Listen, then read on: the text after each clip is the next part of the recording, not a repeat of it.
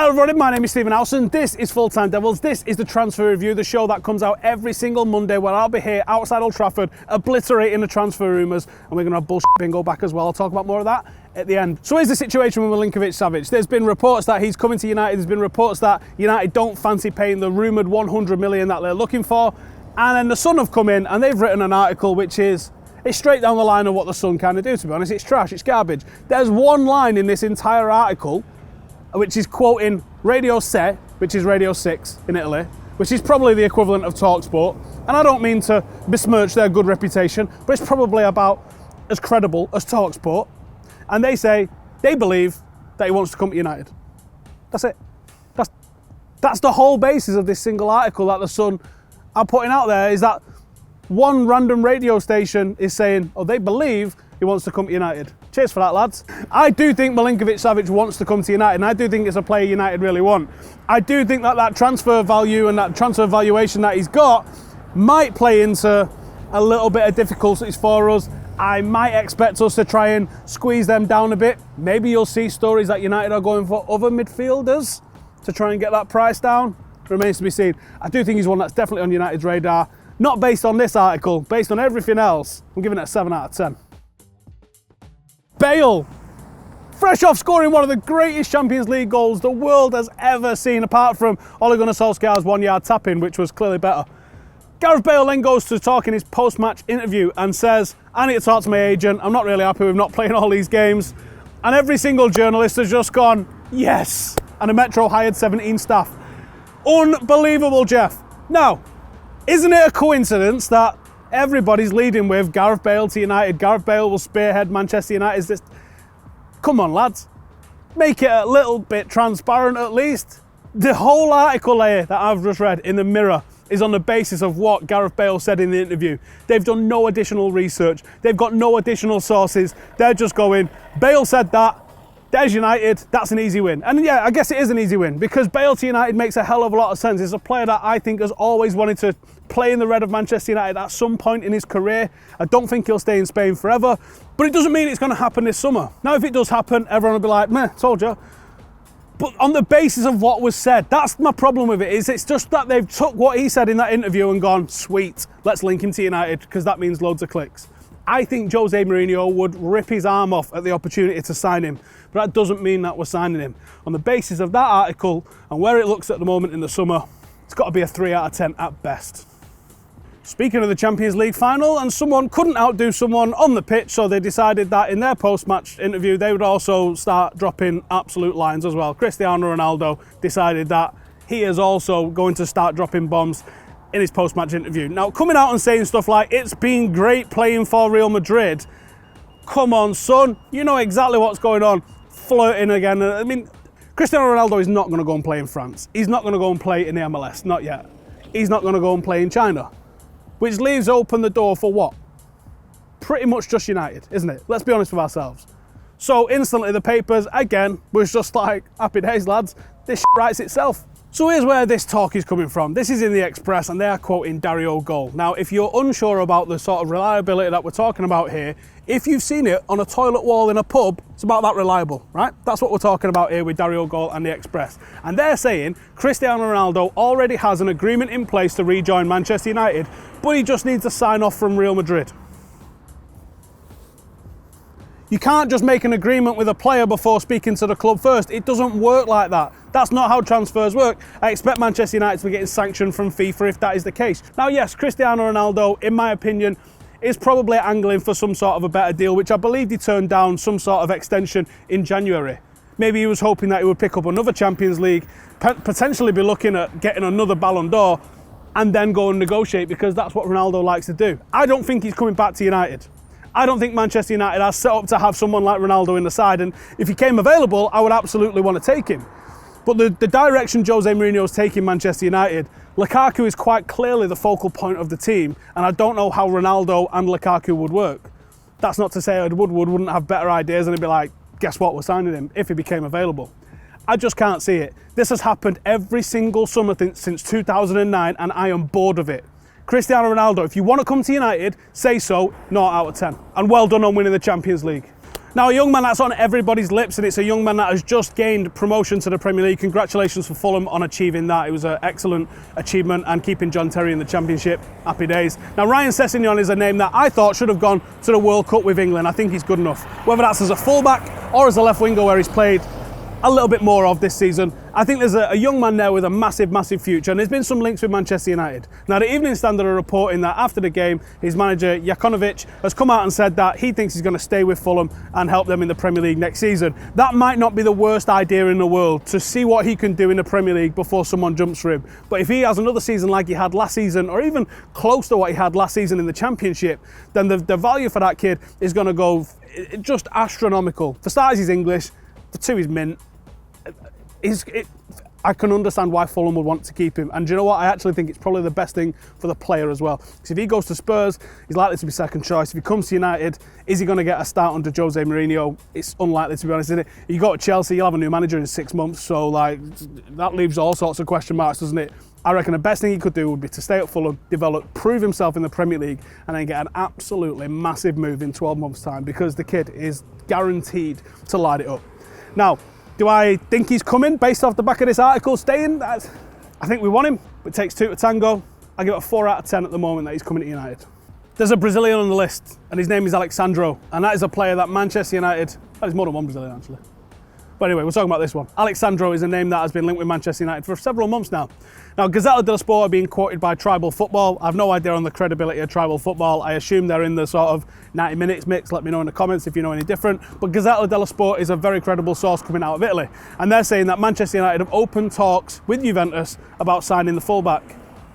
I imagine that's probably entirely accurate. And I think if we've opened talks about signing him, I can't imagine that they want too much for him. I can't imagine that what they want is going to be something that United can't offer. So I'm going to say this feels like it's a matter of time before this one gets concluded. I'm not going to get too carried away just yet. I'm going to give it 7 out of 10. We have a new name in the transfer review, and that is Fabian Ruiz. Now, it's a young man that's linked with Barcelona. And let's be honest with ourselves, when someone's linked with Barcelona and they're Spanish and they play in Spain, chances are they're going to Barcelona. But someone's linked him to Manchester United, which means that we're going to talk about him. Now, he's an attacking midfielder. He likes to shoot from distance. He's got good dribbling on him. It just doesn't feel like the sort of signing that United even need or are going to get. So he's in here. He's probably a 1 out of 10, solid 1 out of 10.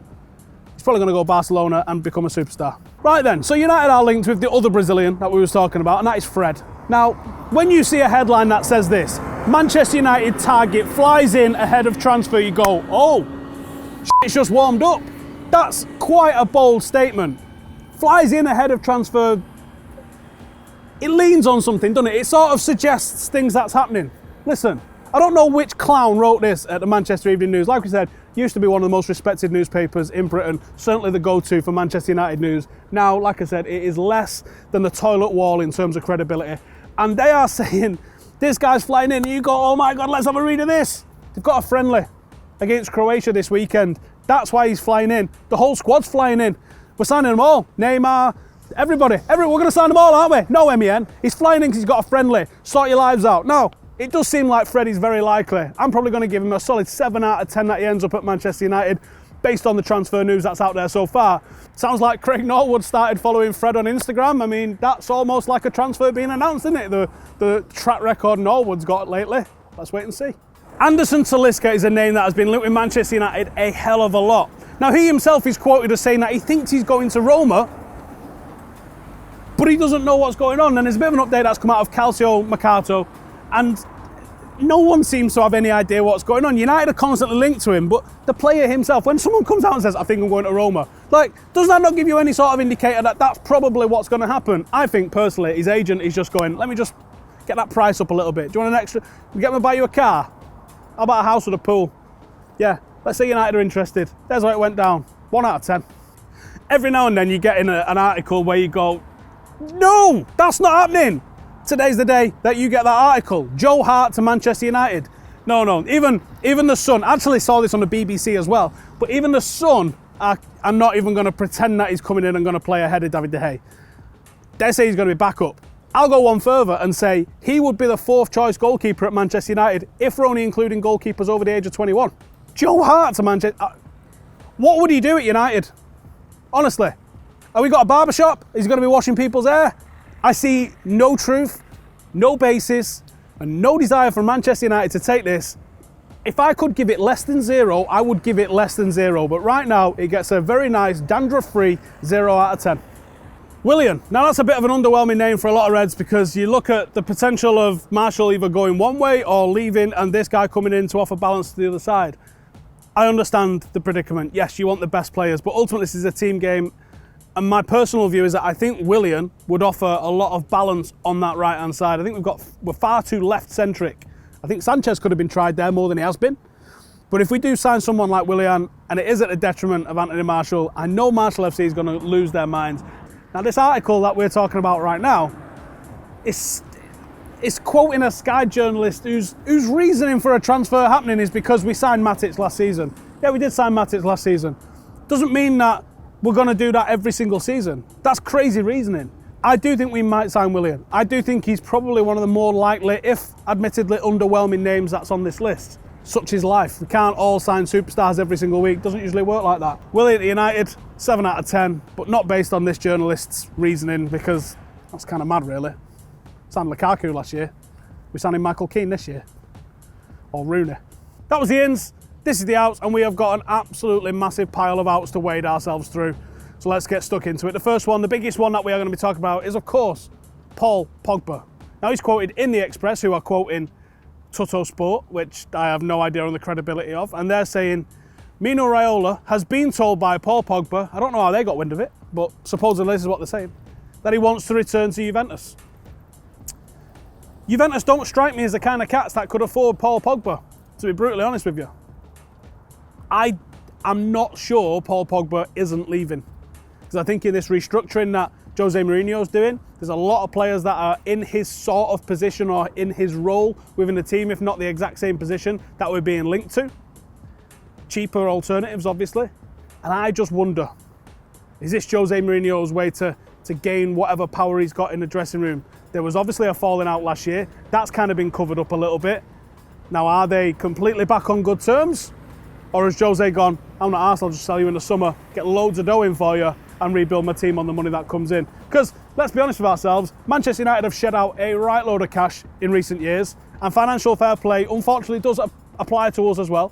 We do have to balance them books somehow with transfers in and out, so I can't give it a 0.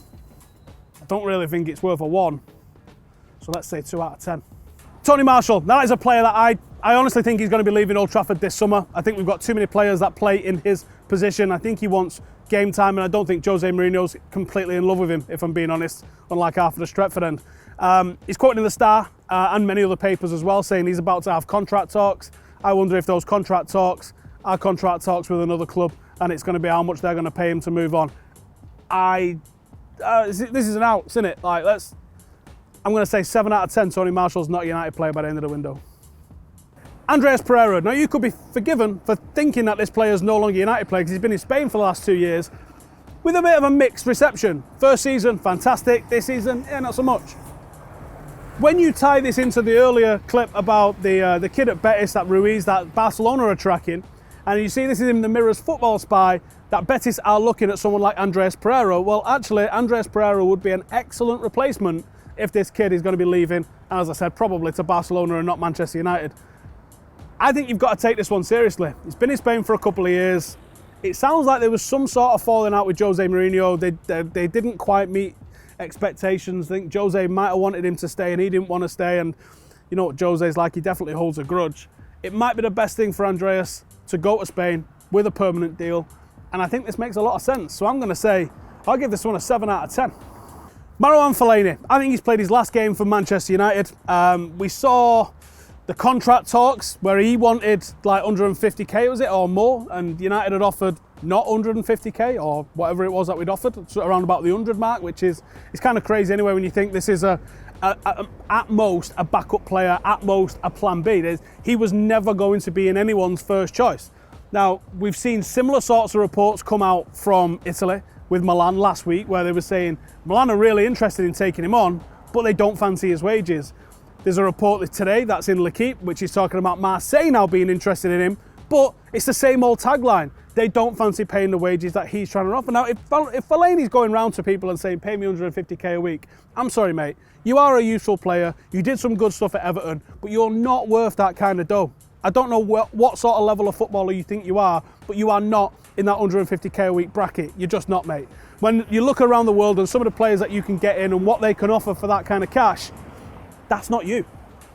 Paris Saint-Germain's the other one that he's linked to, and they might pay that kind of cash, but when you look at Paris Saint-Germain's midfield, you look at the likes of Verratti and Angel Di Maria and you go, oh yeah, Fellaini is exactly what these guys need. No. Is he leaving United? 10 out of 10. He's absolutely leaving United. Where's he going to go? I don't know. Whoever's stupid enough to pay him 150 grand a week. Matteo Darmian. Now, there's also a little bit of an intertwined in this one. It's in Sports Witness. Sports Witness says, I definitely recommend you check them out during the transfer window. They will give you no nonsense properly, so definitely check them out. Now they're talking about Darmian to Juventus. This seems like a massive open secret. It seems a matter of when, not if, Darmian ends up signing for Juventus. But they mention Mandzukic coming to United. Now, Mandzukic would be a tactically interesting signing. I don't think he would start every single game for United.